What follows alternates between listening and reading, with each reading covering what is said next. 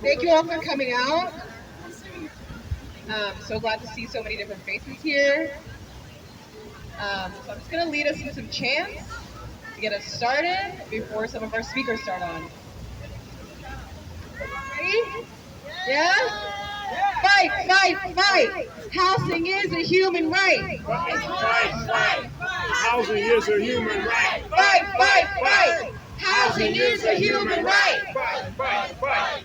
Housing is a human right. Fight, fight, fight! Housing is a human right. Fight, fight, fight! Housing is a human right. Fight, fight, fight! Housing is a human right. Fight, fight, fight! Housing is a human right. Fight, fight, fight! Housing is a human right. Fight, fight, fight! Housing in New York is under attack. What do? Stand up, fight back. Housing in New York is under attack. What do? Stand up and fight back. Housing in New York is under attack. What do? Stand up and fight back. Housing in New York is under attack. What do? Stand up and fight back. Stand up. Fight back. Fight back. Stand up. Fight back. Stand up. Fight back. Woo!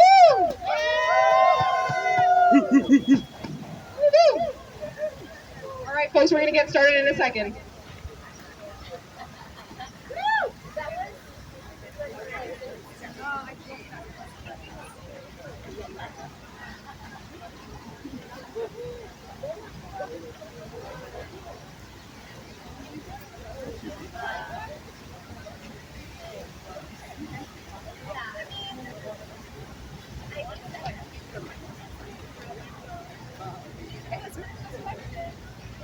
So I think we're going to be about like 5 minutes. So yeah, we can do another. Let's do another one. The people united will never be defeated. The people united will never be defeated. The people united will never be defeated. The people united will never be defeated. The people united will never be defeated. The people united will never be defeated. The people united will never be defeated. The people united will never be defeated. Fight, fight, fight! Housing is a human right. Fight, fight, fight! Housing is a human right. Fight, fight, fight! Housing is a human right. Fight, fight, fight! Housing is a human right. Fight, fight, fight! Housing is a human right. Fight, fight, fight! Housing is a human right. Fight, fight, fight! Housing is a human right. Fight, fight, fight! Housing is a human right. Big development, can't you see? Would you see that number 6? Should we get up? Or you can do this. You want me to do it? Okay. Yeah. Okay, we're gonna try this next one. Big developer. Can't you see? What's your Oh, Mike, dead. Okay, here we go. Big developers, can't you see what your greed is doing to me? You flip our houses, jack a rent. We're here to demand some common sense. Big developers, can't you see what your greed is doing to me? You flip our houses, jack our rent. Well, we're here to demand some common sense. Whoa. That's wordy. That's a lot. Can't you see what your greed is doing to me? You developers, can't you see what your greed is doing to me? Developers, can't you see what your greed is doing to me? Big developers, can't you see what your greed is doing to me? Developers, can't you see what your greed is doing to me? Big developers, can't you see what your greed is doing to me?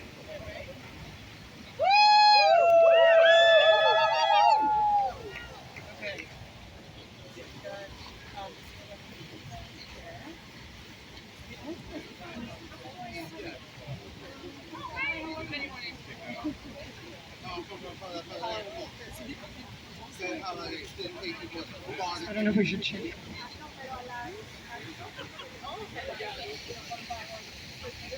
Okay, yeah. I'll be there.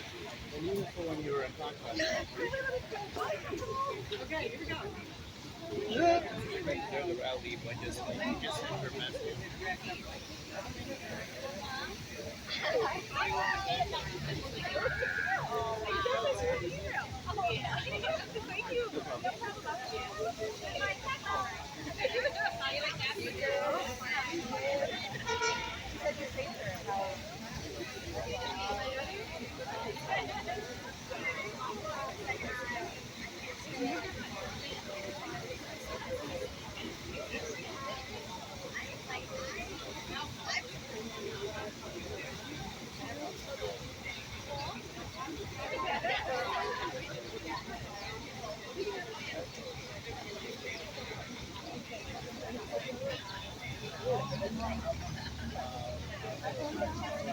Good, how are you?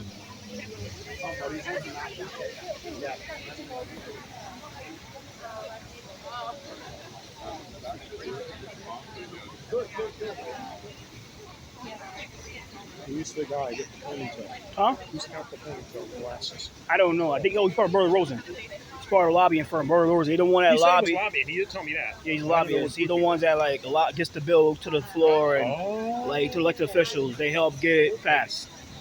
They're helping you guys, you know. Yeah. Do what you got. Oh, you're part of press. Yeah, I'm pressed. Oh, all right. I didn't know that. Cool. Yeah, I cover these guys a lot, so All right. they know who I am.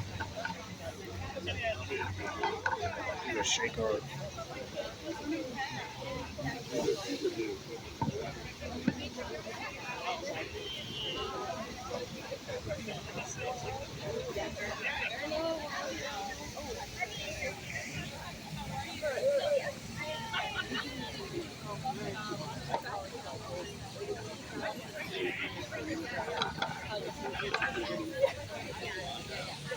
Test. Sounds good. Fight! Housing is a human right! Fight. Housing is a human right. Fight. Housing is a human right! Fight. Housing is a human right. Fight. Housing is a human right! Fight.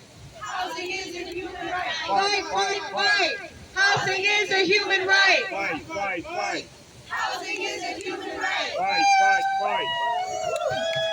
We're gonna get started.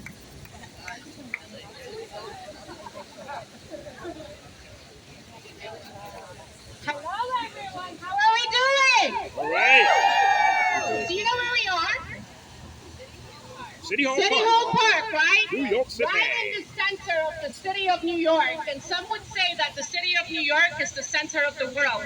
And so right now, the center of the world is going through a housing crisis. So let everyone hear our urgency. Let everyone hear you shout that housing is a human right. Yes. Housing is a human right. Housing is a human right. Housing is a human right. Housing is a human right. Thank you so much for coming out here to fight for our community, for your community, and for the many generations that are being displaced. My name is Jessica Franco. I am a steering committee member for the Coalition of Community Advancement. I am also a member of East New York, and then on my professional hats, I am Director of Community Affairs for State Senator SaLAZAR. All right. I stand here before you in full solidarity as a mom who has lived all of her life in New York City. I know what it is to be displaced. I know what it is to be in a shelter. I know what it is to rent a room because that's all that you can afford. I know what it is to walk with joy in your very first apartment. And I also know what it is to turn the key on your very first home. I am from an undocumented background, and I can tell you the possibility of being a homeowner, of having housing stability is possible. But that is only possible because when we used to rent an apartment, the tenant, as a tenant, the homeowner that I would rent from wouldn't charge us an arm and a leg and a head and a toe. He was charging us reasonable rent. He understood that housing is a human right and that housing is for families and that housing brings stabilities. And thanks to that, we can stand here and I can tell you that I bring that back and I bring that forward, and that is what we also offer to our tenants. And that is the very thing that we're fighting for. We're fighting for affordable housing for both tenants and homeowners. We're fighting for affordable housing for every single New Yorker, regardless of your immigration status, regardless of where you work, regardless of your background, regardless of your religion, regardless of how much money you make. You have a place here in New York City and you deserve a place to live. Yes. So come on, New York, let them hear you loud and clear. Housing is a human right. Housing is a human right. Housing is a human right. Housing is a human right. Our displacement should not be anyone's profit. Let's take a second to really process that. No one should profit from families being displaced. No one should profit from families being in the street, running to the shelter system. No one should profit from families being evicted. And we know that toxic home flipping is producing displacement. So let's say no to home flipping. That's why we need to pass this bill, S1569, and on the Assembly, A1023. And with that, I am very happy to introduce our very own from Senate District 18. That's it, the Great Chief District, our very own State Senator SaLAZAR. All right, Miss SaLAZAR, you go, girl.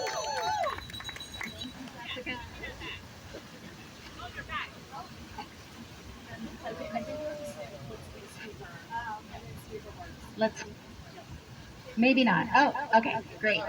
All right. Good morning, everyone. Good afternoon. It is officially afternoon. I'm Senator Julia SaLAZAR, and I'm so grateful to see this crowd here today to support this critical legislation to try to curb house flipping in New York City. Right now, in our city, in all parts of our city, in fact, corporate investors are taking advantage of people who are struggling to keep their homes. They're taking advantage of a foreclosure crisis and a housing crisis. And in doing so, they're actually making it worse. They're going into communities like ours in Cypress Hills, East New York, in Bushwick, but also in neighborhoods across the city. And they are pressuring homeowners who are already struggling, some who are cash poor, even though they own property, some who are maybe struggling to pay their already inequitable property tax burdens. And they are taking advantage of them by offering them much less than their home is worth. They're getting them to sell their homes, and then they're engaging in the practice of flipping, right? In a short period of time, sometimes even just within a matter of months, they're reselling those properties. Maybe they make some aesthetic changes, some repairs to be able to market the home. Maybe they hardly even do that. But within a short period of time, they sell the property again for an enormous profit. Sometimes for multiple times what they paid for the property. Why is this a problem? One, it's putting even more pressure than our communities are already facing on families, on struggling homeowners, on the tenants who live in these homes, and it is driving displacement. It is driving instability in our communities, and we cannot continue to allow it to happen. What this legislation would do, that I carry in the Senate along with Assemblymember Cruz, is it would impose a tax on only professional investors who seek to engage in this practice. In order to disincentivize this practice, we want it to stop. We need this to end. It is driving instability in our communities. When we look at the crisis of gentrification, when we see the character of our communities changing, it's because there are people coming in. Sometimes I wouldn't even call them people, to be honest, right? Like, let's be frank, corporations, hedge funds, come in, buy these properties that used to be somebody's home, and they just treat them as an investment. Housing should be for people. It should be for housing people.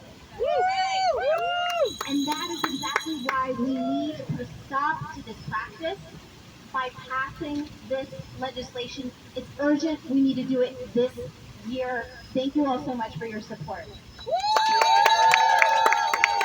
you so much, Senator SaLAZAR. So let's make it loud and clear. Brooklyn is not for sale. Brooklyn is not for sale. Queens is not for sale. Queens is not for sale. Bronx is not for sale. Bronx is not for sale. Staten Island is not for sale. Staten Island is not for sale. Manhattan is not for sale. Manhattan is not for Homes sale. are for what? People. Homes are for People. and not for profit.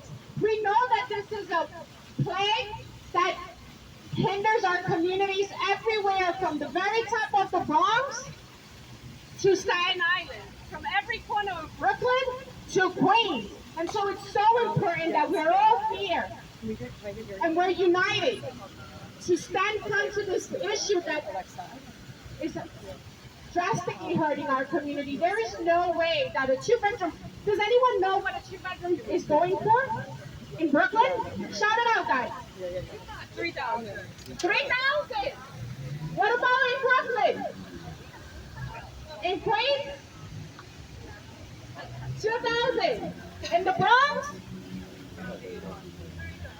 3,000. Can you imagine 3,000 for a two-bedroom? And that is all thanks to house speculation. That is all thanks to home flipping, because we know that when a property is flipped, it forces property values to go up, it forces property taxes to go up, and it forces rents to go up. And so we need to say no to home flipping. Yes. And with this, No more. I would like to introduce our very own Queens Assemblywoman lead sponsor on this bill, Assemblywoman Catalina Cruz. So, the concept of flipping a home has become almost a cool thing to talk about.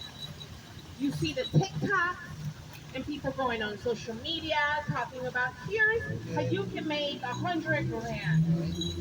And it becomes almost a viral thing, where you take this home and you bought it for half the price or a third of the price, and you renovated and you made 200 grand. And it sounds like a really good idea, right?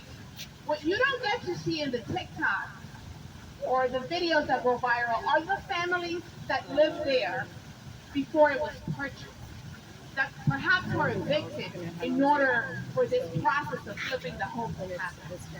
Or the families next door or 2 blocks down whose home now goes up in price so high that they are evicted, simply because several of the homes in the neighborhood have now been flipped and the price has increased so exponentially that no one can afford to live there. It doesn't sound so cool anymore, right? Because what you're doing is you're gutting the soul of neighborhoods. The people who live there 20, 30, 40 years who no longer live there. I was just telling my colleague Ron, when Julia was speaking about Cypress Hills, that that's where I spent a good deal of my teenage years. And when he asked, oh, why did you leave? And I said, we were priced out. My mom ended up having to move from the one place that felt like home to her. Because after we left Columbia, there weren't many places that were embracing of us. In Cypress Hills once, you knew who your neighbors were, you knew who the supermarket folks were, you knew who the bodeguero was. But in-king folks who bought the vacant building right next to us, and then turned it into this beautiful home, overpriced, and then moved on to our home. And our landlord was forced to sell it. because she herself couldn't afford it for many other reasons, and then they did what every other person does. They flipped it. And so my mom has been moving and finally found a good place. But I don't want that to happen to any more mothers or fathers or families. Why should this be a model for business? Evicting families should not be a business model for anyone. And whether you call it an investment or evicting families, it is the same exact result. We have to stop allowing people to make money on the backs of families, because that's what this does. So when Julia and I got together to introduce this, we knew that it was going to be hard. We knew that people were going to turn and look at us and say, but what about allowing people to invest however they want to? Go ahead and take your money and put up a business. But don't do it in the back of people and their homes. And so what we want to do is, if you want to invest, we're going to tax you so much, you're not going to want to do this again. That's right. It's simple. We're going to tax you to an extent that you are no longer seeing this as a business opportunity, because evicting our moms, our dads, our grandparents is not a business opportunity. And so I can't wait till we pass it, till it becomes law, and I thank you all for coming out to support this effort, because we really need to make sure that our homes are not your business model. Thank you. Oh, yes. I forgot to say one last part. I know Julia talked about it happening in Cypress Hills, but now in Corona, we're seeing it happen more and more and more. And as we start seeing these developments of whether it's a stadium or a casino, and the neighborhood becomes more, how should I say, the neighborhood becomes more appealing for people. You're going to see my street vendors displaced, my homeowners displaced, and homes becoming investment opportunities, and we're going to stop that.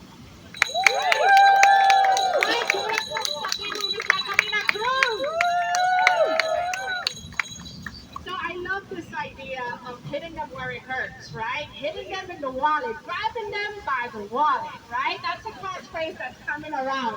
So it's important to grab them by the wallet and flip the flipper, and that's what this bill really aims to do. And so I would love to introduce Assembly Member. Again, Cruz is so well represented. Give it up for Cruz, Assembly Member Zara. Thank you so much. How's everyone doing? So my name is Madami. I am the Assembly Member for the 36th District in Northwest Queens, which is Astoria, Long Island City. But more importantly, for the purpose of the day, I was previously a foreclosure prevention housing counselor at Chaya CDC. And I know that Chaya is in this coalition. And I'm so, thankful for Julia SaLAZAR in the Senate, Catalina Cruz in the Assembly for carrying this legislation, because one of the things that motivated me to run for office is when at Chaya, my then supervisor of a supervisor, Will Spisak, did a research project on home purchases across Queens. And he found that at least 1/3 of all purchases were going to unnamed investors. Unnamed investors. And I was looking at the statistics sheet before getting up here, and it says that 40% of all homes in the last, decade were bought in cash. Wow. And this is the thing, is that when we are in Albany and we're talking about good cause eviction, and we're talking about the need to pass strong tenant protections, people try and pit tenants and homeowners against each other. And what I always say is I used to fight to keep homeowners in their homes, and the things that would push them out were speculators who were driving up their property taxes. Because so many homeowners in the places that we call home are brick rich but cash poor. They can't afford any additional costs. And so what we've seen with this speculation is an attempt to change what should be a basic human right and make it yet another commodity that can be profited off. That's what it is right now. And so I'm so thankful this legislation is introduced, because we need to stop incentivizing this kind of speculation, and frankly, we need to ban it entirely. So I want to say thank you to everyone who is here. You do the hard work of keeping people in their homes. It is our job in Albany to take away the financial incentives for this kind of practice, because as Carolina said, without that, you have people glamorizing this as a means to make money. And what happens is that the homeowners who are pushed out, they are never even told in the same story. The story is simply about bank accounts increasing. That's all the story is. We know who suffers. We know who's being pushed out of this city. And we need to finally fight back and say to the LLCs, to the investors, that you cannot make a buck off of the families that make this city what it is. Thank you all so much. We're with you in this fight. Thank you. Good job. Much assembly members are on. Give it up for him. So not the profit that is pushing families to be in this place. No to hope flipping. With this, I would like to introduce our very own Sarita Gastri.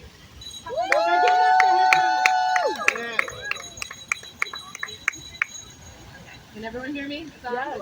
Yes. All right. Hi everyone, my name is Sarita Gastri, and I'm here as an East New York homeowner. I'm going to talk a little bit about my experience. I'm also here in my redlining t-shirt because I'm very aware of, and from everything that everyone has been speaking to, that this is a long legacy of predatory speculation extracting from East New York and from other communities of color, and sometimes it was the government expressly encouraging it, and sometimes the government is just complicit. But it does not have to be that way. We can pass legislation that makes this impossible. So I am a resident and a homeowner in East New York since 2017. And I started working in East New York in about 20 years ago. And after all of those years, wanted to move into a community that I had come to love and know.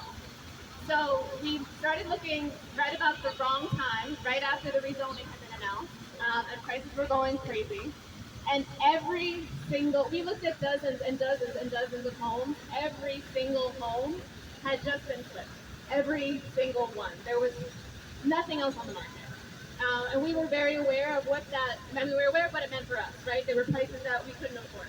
But we were also very aware of what it meant for other people. These were all homes where someone had recently lost their home and their life savings to foreclosure. Tenants had lost their longtime homes.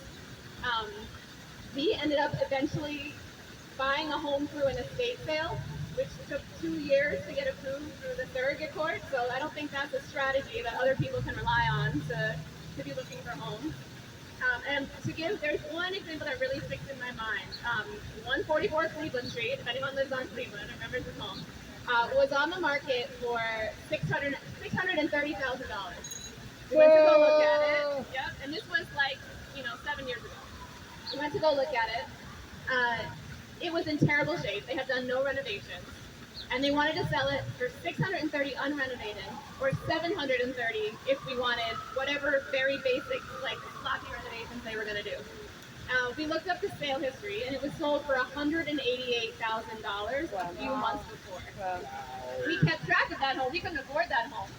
So we kept track of it, and eventually it sold for $650,000 within a space of about a year. All the investors were operating with all cash. I can't imagine how, as a prospective home buyer, anybody could compete with that. We certainly couldn't.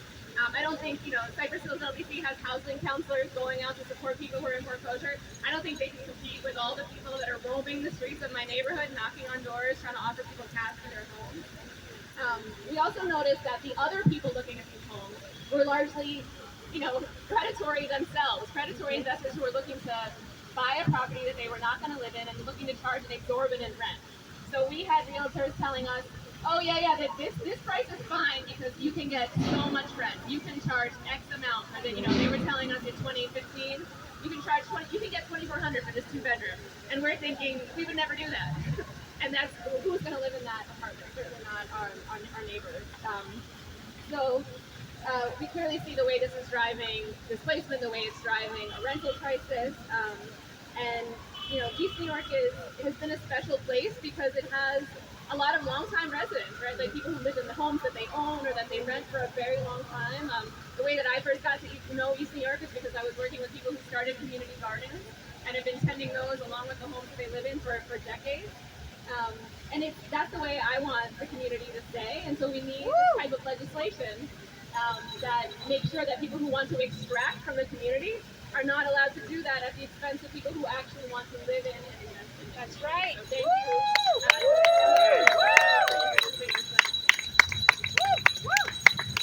Yes.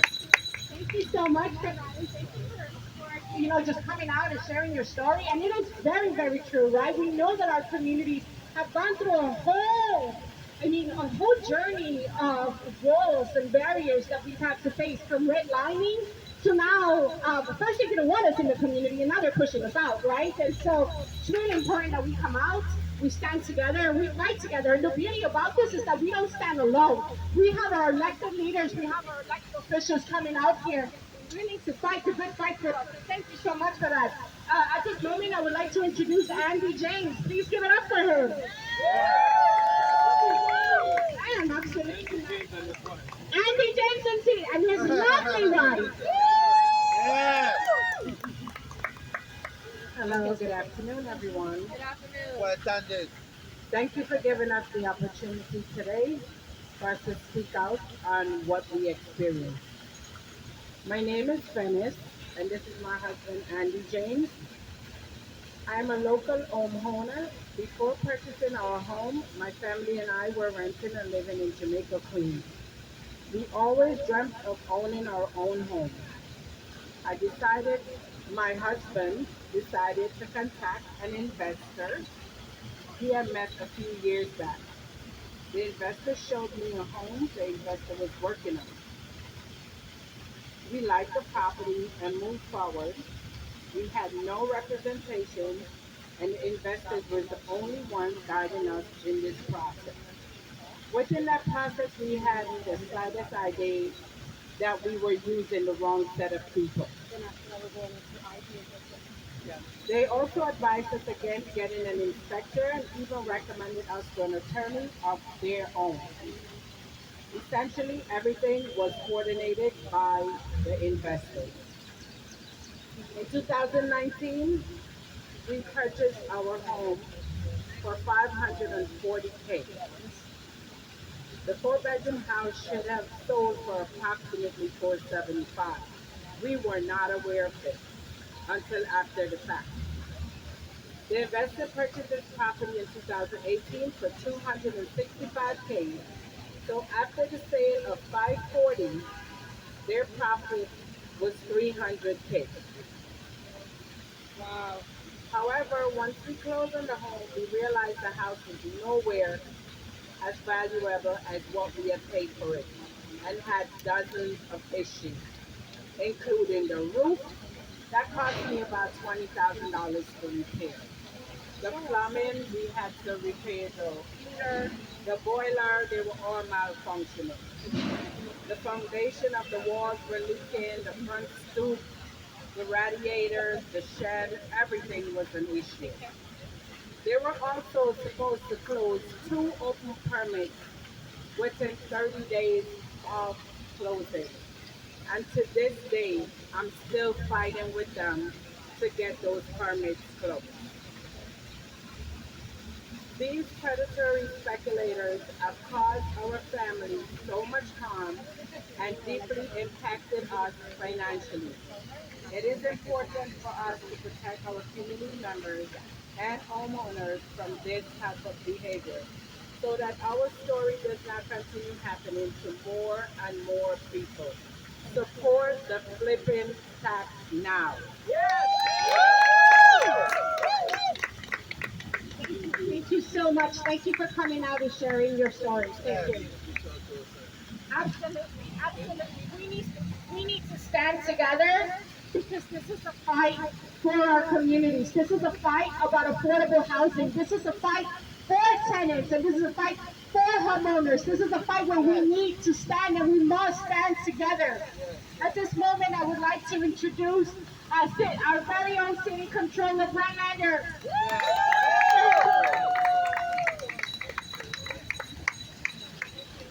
Good afternoon. It's really a beautiful afternoon to be out with so many dear and long-term friends in such a righteous fight. I want to thank our amazing bill sponsors, State Senator Julia SaLAZAR and Assemblymember Catalina Cruz, two just amazing champions for working class families and communities. So let's hear it for them. And then I have so much love for the organizations here, so many of which I've been working with for many, many years, with the Center for New York City Neighborhoods, the Local Development Corporation, and NHS, and the Coalition for Community Advancement, and I don't want to miss any of them, so I'm going to make sure, Chaya, and UNH, and Brooklyn Level Up. It's a powerful coalition of people who have been fighting for communities, fighting for working class families, fighting for people to be able to stay in their homes for generations, people who have transformed neighborhoods. You look at what the Cypress Hills Local Development Corporation has done in Cypress Hills and in East New York to bring neighborhoods back from a time of abandonment when the only people who stuck around were people who were committed to save their communities from disinvestment and abandonment. And to know that once upon a time, those neighborhoods were of no interest to investors or professional speculators because their value was only created by the people who lived there. And the fact that now you can look at this map and see all of these neighborhoods that were saved through the actions of community organizing, where people invested and bought homes or inherited a home and preserved and strengthened that value, when people wrote those neighborhoods off only years later to have house flippers, vulture funds, speculators come into East New York, come into Cypress Hills, come into Southeast Queens, and strip value from working class and low-income families, from homeowners of color, for nothing other than investor profit. And that, it's appalling. It really is. But the good news is we have this common sense bill that I really don't even know what objections you could have in good faith, because we're big believers in the ability for homeowners in these communities to be protected from speculative and vulture activities. Of course, for generations, homeownership has been a way for working class families to build a little bit of intergenerational wealth, to have housing stability, and then to pass that home on to a kid, or at the right time to sell it in a way that would secure their retirement, would enable kids to go to college, would provide those resources for a family. And that's where those resources need to be, is with the families, with homeowners, with communities, not with speculators, not with vulture funds. So this bill is just such plain common sense. The idea that when a home is flipped, when it's flipped by a professional speculator or investor, there's an extra charge for that. There's a tax for that. You can't just do it time and time again with no consequence. There are protections there for genuine human beings, for real people, for homeowners, so that if for some reason, you bought a house and then you got transferred and you did have to sell it, this wouldn't hit you. This only hits you if your business model is one of speculative house flipping. That is not a business model that we need in New York State. So thank you very much again to the bill sponsors for this smart piece of legislation. Thanks to everyone who's out here organizing. Thanks to those of you that have been working to make our neighborhoods strong places for working class families, for families of color, to be able to grow and thrive and contribute in this beautiful and diverse city of ours. Let's keep it that way. Thank you all very much. Thank you so much. Give it up one more time for Again, it feels so good to know that you don't stand in this fight alone, that we don't stand in this fight alone, and that this is about affordable housing. This is homeowners and tenants fighting together. So with that, I would love to introduce our very own, and I say our very own because this person has been in there right from the very beginning, every meeting, every event. She's so passionate about it, and I'm so thankful for her dedication and commitment to this bill. Our very own Ivy from Center for New York City Neighborhoods.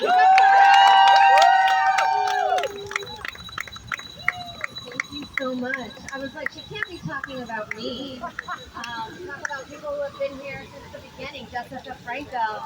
Thank you so much, everybody. We're here for the community. We're here for East New York, for Cypress Hills, as Controller Lander said, for the people that have stayed behind and invested in their communities. We call the people that are buying up our outer borough neighborhoods investors, but they're not investors, they're extractors. They're putting in the bare minimum amount, slapping a coat of paint, if that, and selling their homes for $300,000, $400,000 more than they bought them for. That's not an investment in our communities. That's an extraction from our communities. And it's happening primarily in the communities of color, in the communities where essential workers live, where our teachers live. We're not talking about everybody buying $1 million condo here. We're talking about families being able to buy their own home and determine their own futures. So please, please pass this good sense legislation. Please let us stop having this map look like chicken pox hit it. Let's have real people buying those homes and investing in them with love and care for years, instead of investors swooping in, knocking up the price, and leaving with all of those profits. So let's pass this bill, Housing and